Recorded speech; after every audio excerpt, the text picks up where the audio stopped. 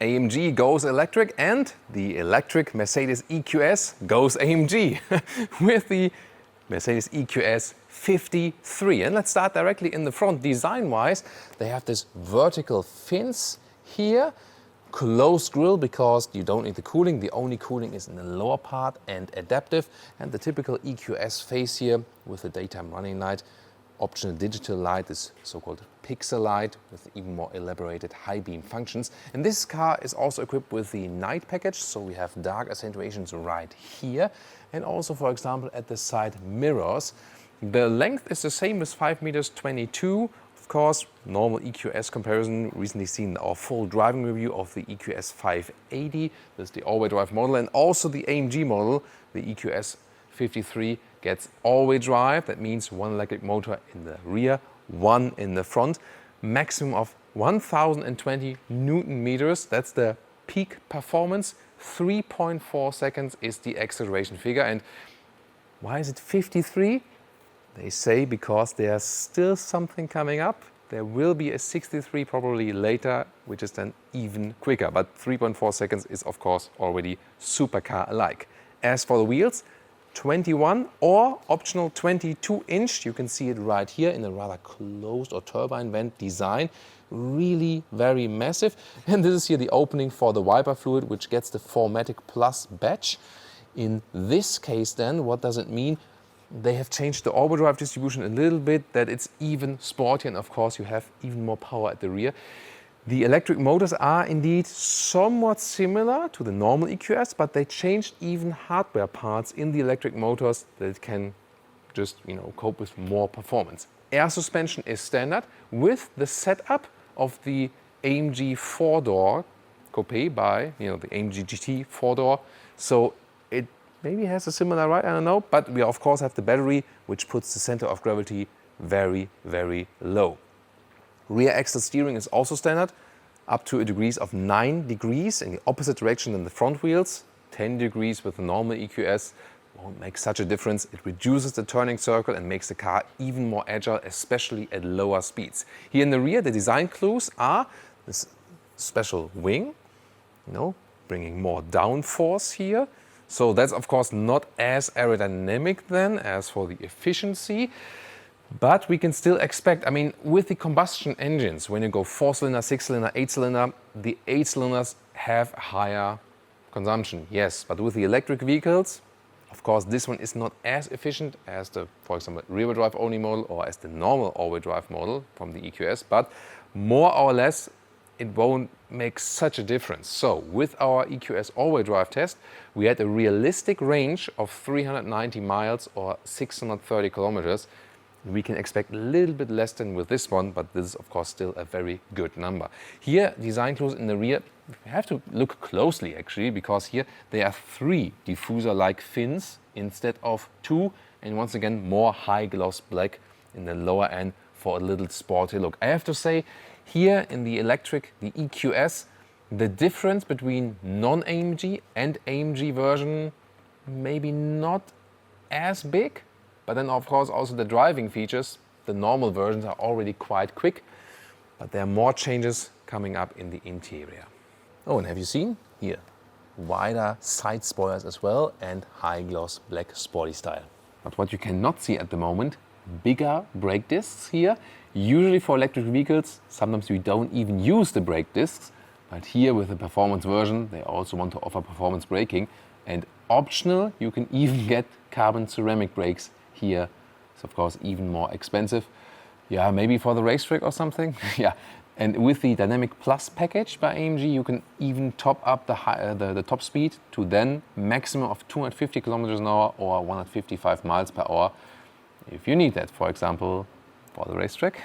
The battery placed here in the lower floor, it always gets the big battery, 108 kilowatt hours net. Of course, you need that big battery here for the AMG model. Charging here behind that flap, 22 kilowatt AC maximum or 200 kilowatt DC, and they made that intentionally.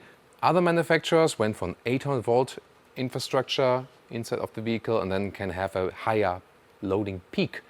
They went 400 volt, but said that's actually better for the whole charging process, because we only go 200 kilowatt max, but then hold it for a longer period of time so that at the end of the day, the charging is faster. So they told me that if they went for a higher peak, the overall process would have been longer. And we have already tested it off camera. It's actually possible to go from 10 to 80% in 30 minutes at a high power fast charger. Looking at the interior, the dashboard would be standard with Articus or a high-grade leatherette. It looks also quite sleek. As for the screens, instruments, they are off at the moment, 12.3 inch for the digital instruments. In the middle part, 7.7 inch for the hyper screen, and then the passenger screen, 12.3 inch again. And as you see, it's also interesting to look at it when they are turned off, because then you can see this huge black panel design. The hyper screen is standard for the 580 EQS and also here for the true AMG model. A standard EQS would still offer this smaller S-Class-alike screen, which then is just in the middle. The AMG model here, the 53, gets the AMG steering wheel. It will not be available in the EQS AMG line. If you want that fancier looking steering wheel, otherwise it has this slot design in the lower part and looks a little bit less sporty here in the middle parts. This is here split then in this area. So not in the AMG line, only here in the true AMG model, but you have the same capacitive buttons. I had some talks about the capacitive buttons, by the way, and they said it's not about coast cuts. They do it for design reasons and for functionality.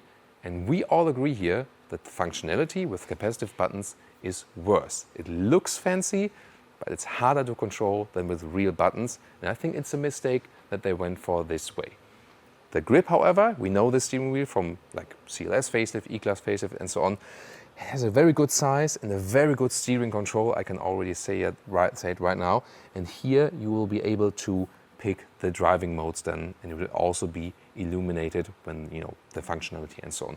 These seats here at the moment have the optional animal skin package, which is not fitting to their sustainable luxury claim. However, which is good, standard on this model here, the EQS AMG, will be the microfiber on the inside and a high-grade Artico leatherette on the outside. So at least they make that one standard.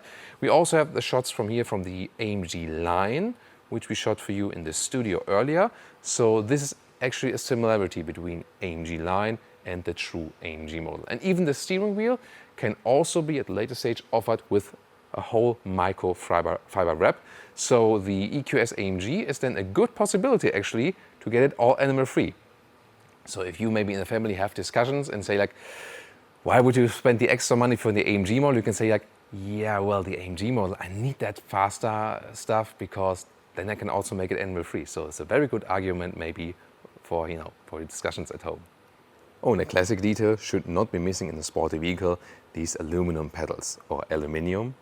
No changes for the rear bench. You have enough space here on the inside, both headroom and also for the legroom. We cannot get inside today because it's the very first show car and it's basically sealed off. At least we could manage that they open the windows for us so we can take a sneak preview on the inside. But in our usual Mercedes EQS review, you can take all the different interior details and so on. So we'll also link this video so you can tune in there. What is also special here for the AMG model is the sound design. We have experienced it in a normal EQS that you can already pick 3 different sound profiles. For example, when you're accelerating or braking, that you have different sound experience. Here for the AMG model, they will have a completely different sound experience. And also for other things you might activate, click here, click there, for charging and so on, that you get a unique sound experience. When we can drive this vehicle, we will keep you updated with that. So far, please tune into our EQS 580 driving review. See you there if you haven't already seen it. And of course, very soon here, really excited to drive this one.